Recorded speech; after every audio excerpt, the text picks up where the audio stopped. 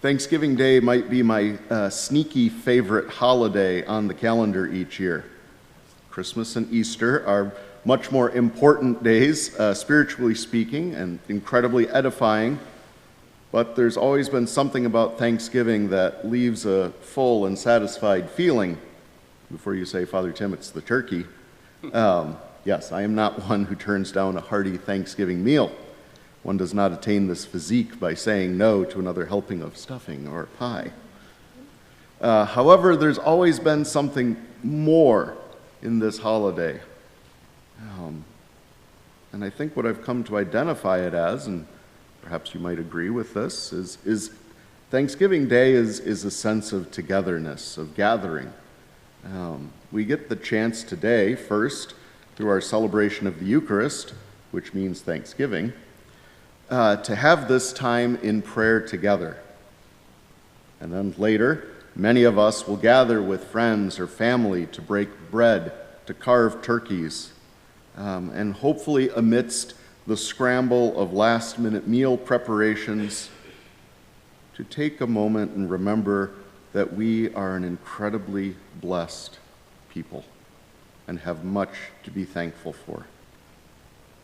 Yes, we have hardships. We have challenges. Perhaps some of us are struggling with relationships or health or work. Perhaps the academic pressure of the last week and a half of the semester is bearing down on you. All of that has to be acknowledged. But when we take a step back then and place ourselves in our wider Christian context, we recognize that every good thing we have comes to us as a blessing showered upon us by the Lord. And I'm not talking about just a gentle, shower, but more like a Niagara Falls deluge.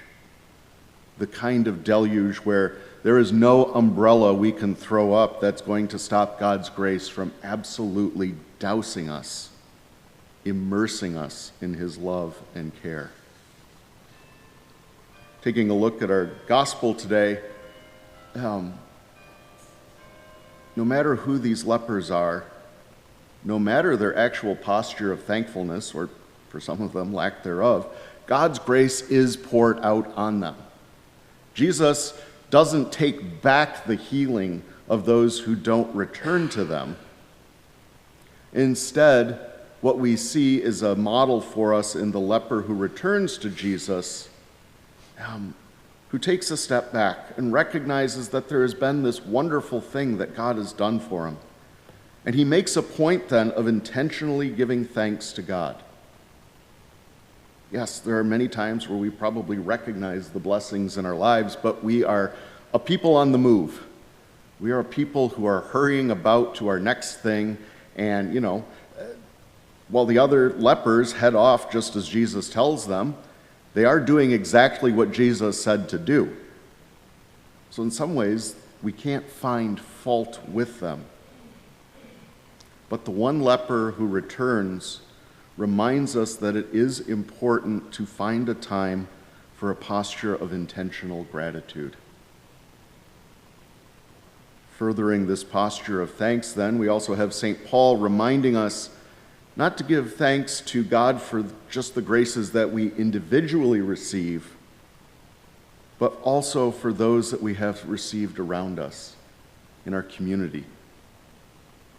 All of us, called and blessed by Christ, are filled with God's grace and bound together in a communion of thankfulness and praise. We belong to God, and we belong to one another. We modeled this here in our chapel today, gathered around the Lord's table.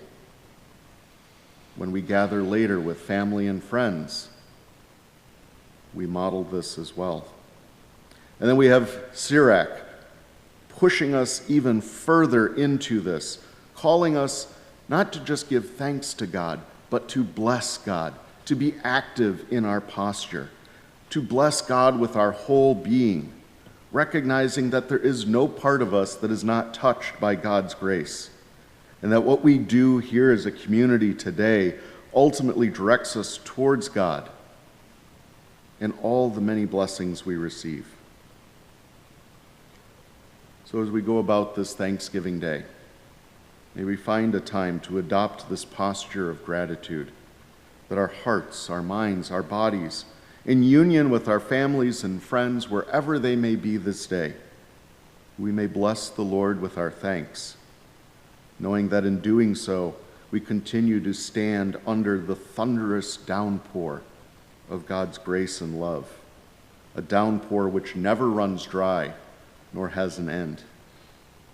And as we gather in a moment here at the Lord's table, and perhaps later at our own tables, may we rejoice and praise, saying with the psalmist, I will praise your name forever, Lord, my God and my King. Happy Thanksgiving, and God bless us all.